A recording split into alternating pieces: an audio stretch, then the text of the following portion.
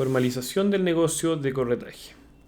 Vamos a hablar en este módulo la forma en que ustedes como corredor de propiedades deben estructurarse y principalmente cuáles son las obligaciones legales para poder ejercer válidamente su actividad en nuestro país. Partimos de la base de quién paga impuestos en Chile. En nuestro país todo tipo de personas jurídicas y naturales que desarrollan actividades remuneradas se encuentran con la obligación de pagar. Por ende, tenemos que partir de esa base. Si nosotros generamos una actividad que genere ingresos, tenemos que pagar impuestos. Con mayor cantidad o menor cantidad, pero igual debemos pagar nuestros impuestos. Ahora bien, ¿cuáles son los trámites necesarios para poder ejercer alguna actividad económica de manera legal en Chile? En primer lugar, nosotros tenemos que dar aviso de un inicio de actividades ante el Servicio de Impuesto Interno. ¿Qué quiere decir esto? Como su nombre lo señala, nosotros tenemos que informar al servicio, sea que nos estructuremos como persona natural o como empresa, que nosotros como persona natural o nuestra empresa va a iniciar sus actividades remuneradas o que generan ingresos. Tenemos la obligación de pagar patente municipal. La patente municipal es un impuesto que se tiene que pagar a la municipalidad de donde nos encontramos nosotros, lo cual se genera porque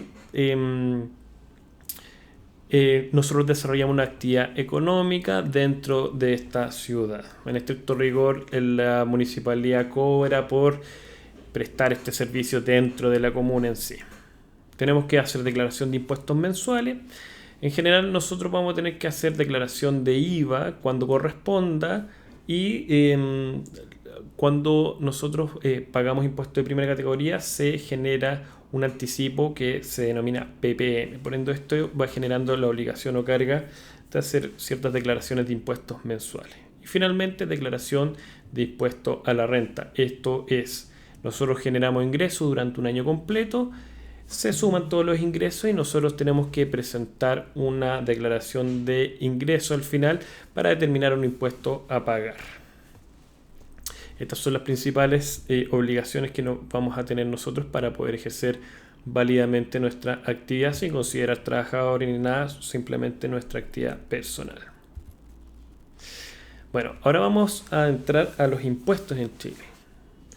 Existen grandes impuestos en Chile, dos grandes impuestos en Chile, que es el impuesto a la renta y el impuesto al valor agregado.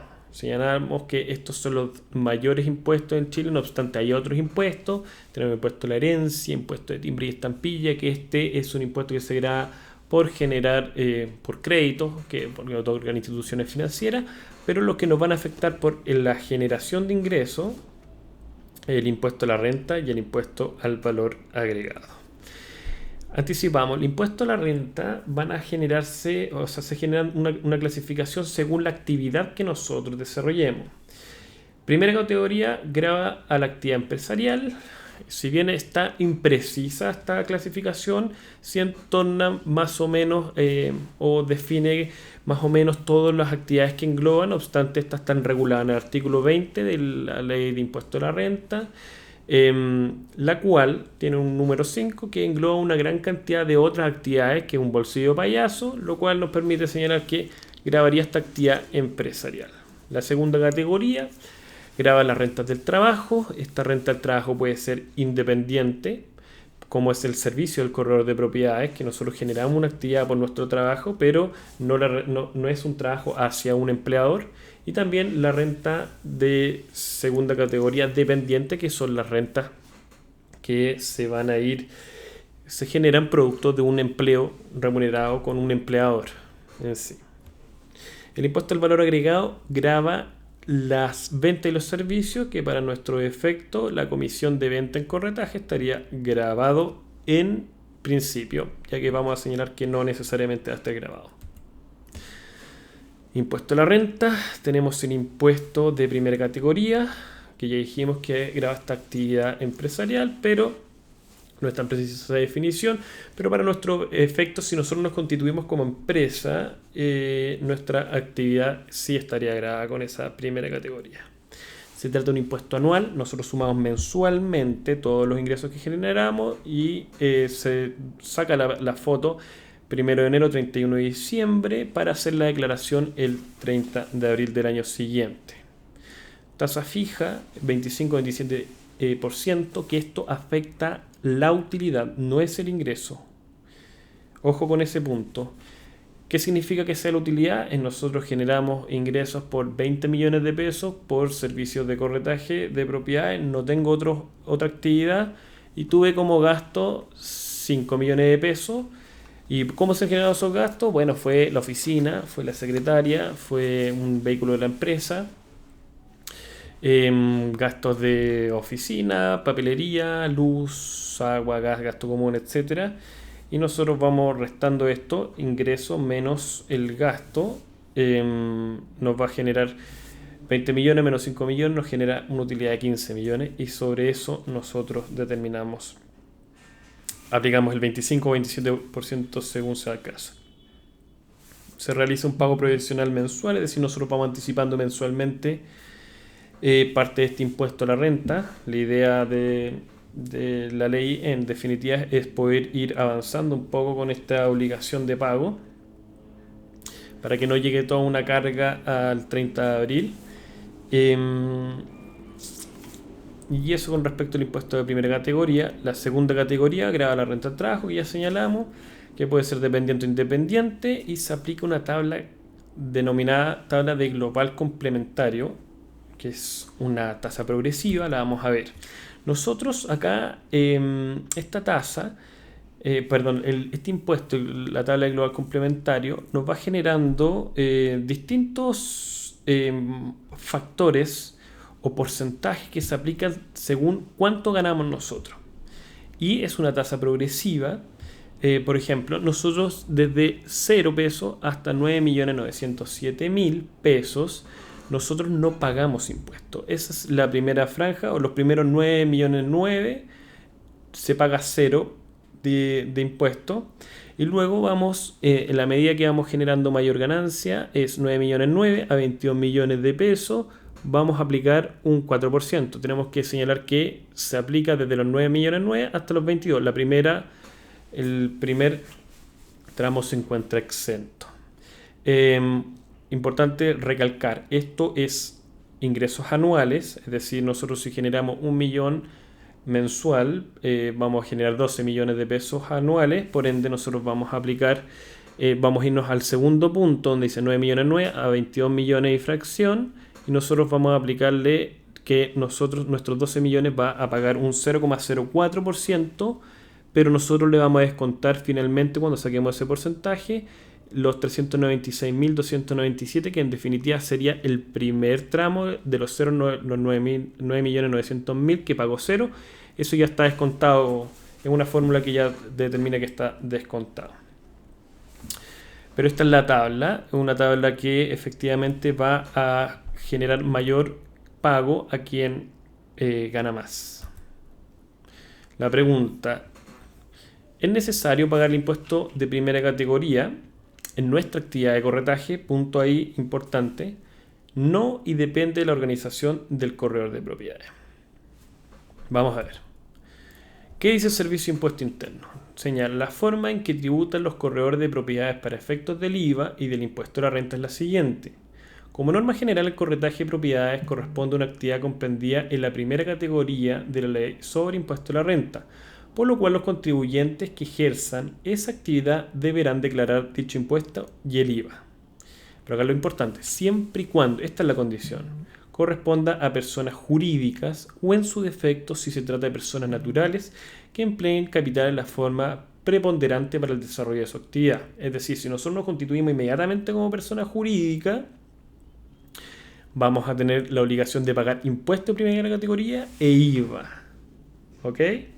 Por ende, si nosotros no nos constituimos como persona jurídica y actuamos a título personal en segunda categoría y emitimos boleta de honorario, siempre que no empleemos capital para el desarrollo de nuestra actividad, que es emplear capital, que hagamos servicios publicitarios, que tengamos letreros, que tengamos comerciales, no vamos a pagar este impuesto de de IVA ni de renta de primer, o sea, no vamos a pagar la primera categoría ni el IVA. Aquí vamos a ver lo que dice de manera siguiente. Como norma de excepción, la actividad de corretaje está comprendida dentro de las rentas de segunda categoría. Ese es el que quiero que ustedes tengan conocimiento. Le digan a su contador, yo quiero formalizarme de esta forma. Ir a la norma de excepción, a la renta de segunda, siempre y cuando sean percibidas por personas naturales y provengan exclusivamente de su trabajo o actuación personal. La que estará afecta al impuesto global complementario o adicional, según sea el caso, así como estará exenta de IVA de acuerdo al artículo 12, letra E, número 8 de la Ley sobre Impuesto a las Ventas y Servicios. ¿De acuerdo? Ya, veamos algunos efectos prácticos. Si nos organizamos como empresa y empleamos capital para intermediación, debemos emitir factura de venta, perdón, de servicio en este caso. Debemos cobrar por nuestro servicio, dependiendo si es intermediación de venta, un 2%, o si es honorario por arrendamiento, intermediación de un arrendamiento, es 2 o 50% más IVA. Si ejercemos la actividad como persona natural, debemos emitir boleta de honorario. Debemos cobrar nuestro servicio, o sea, ¿cómo finalmente vamos a cobrar nuestro servicio? Dependiendo de cómo estemos estructurados, 2% más IVA o 2% más impuesto de retención, que es el 13%. Esos son ciertos efectos prácticos. Vamos a ver la ventaja de la factura. Ya, nosotros señalamos al principio de que dependiendo de cómo estemos estructurados, nos va a facilitar el cobro de la factura. Uno de los grandes miedos del corredor de propiedades es que no se pague la comisión, ya que estas comisiones igual cuesta obtenerla, ya que no es tan sencillo generar ventas todos los meses, más al principio. Por ende, la factura nos va a permitir hacer cobro ejecutivo, es decir, que en términos bien sencillos es que no se discute la existencia de la obligación. La ley señala que si nosotros tenemos una factura, podemos olvidarnos de esta demanda ordinaria, se refiere a ordinaria, ya que es un juicio ordinario, así se denomina, donde tenemos que determinar que efectivamente le presté el servicio, efectivamente la persona se obligó a pagarme y no me pagó. Cuando nosotros emitimos la factura, es aceptada por la otra parte, va a generar esta característica propia de la factura que va a permitir hacer el cobro ejecutivo. Permite aprovechar el IVA, siempre que corresponde al giro. Ejemplo, gasto de publicidad, nosotros vamos a tener gastos de papelería, vamos a tener gastos que van a estar afecto a IVA, y todos esos que están de acuerdo al giro nos va a permitir aprovechar este IVA y generar esta obligación de no pago. Y esas son las grandes ventajas de este asunto. Igual comentar que dentro del rubro está ya afianzado que la comisión es 2% más impuestos. Por ende, si bien le va a ser más costoso al cliente el pago de este impuesto, ya está aceptado. Por ende, si es 19% o 13% en el caso del impuesto o por el impuesto de retención, es indiferente. Desventaja del IVA, bueno, un servicio más costoso, pero es lo que señalamos, está dentro del valor comercial, debe declarar y pagar mensualmente, es decir, tenemos obligaciones de un trámite más, y hacer el pago mensualmente, es decir, no nos podemos gastar la plata, tenemos que tener la plata. La tasa es el 19%. No se anticipa impuesto a la renta, a diferencia de la boleta en horario, que en realidad ese impuesto no es un impuesto propiamente tal, sino que es nuestro impuesto a la renta. Esto es IVA. Idealmente contar con contador. Ventaja de la boleta en horario, se anticipa el impuesto a la renta, se puede generar una eventual devolución si nosotros nos vamos a la tabla global complementaria y se determina que en realidad no nos corresponde pagar tanto. Este 13% o una parte se nos va a devolver. Impuesto lo paga el cliente, no hay obligación de declarar mensualmente, es decir, nosotros emitimos la boleta, salvo que sea una persona natural la que estamos emitiendo. En Es el cliente, persona jurídica, empresa, quien va a hacer la retención. Esto depende en definitiva de a quién le estoy emitiendo el documento. En general no requiero contador, pero igual lo tendría que tener si nosotros emitimos la boleta a una persona natural. Desventaja de la boleta en horario: no permite rebajar IVA, o sea, todo el IVA que nosotros generemos se nos va a ir a costo. En caso de no pago del cliente no se permite juicio ejecutivo, no tenemos el beneficio que tiene el juicio ejecutivo. Y esa sería la desventaja de la boleta de honorario. Bueno, recomendaciones de esta estructuración. Recapitulemos un poco. Existen grandes impuestos en Chile, primera categoría y segunda categoría. Nosotros nos van a afectar la primera o únicamente la segunda categoría. Perdón, los impuestos en Chile son impuesto a la renta, impuesto al valor agregado, el IVA. El impuesto a la primera categoría, impuesto a la renta, tenemos impuesto de primera categoría y segunda categoría. Nosotros vamos a grabarnos de manera distinta si es impuesto de primera categoría o segunda categoría.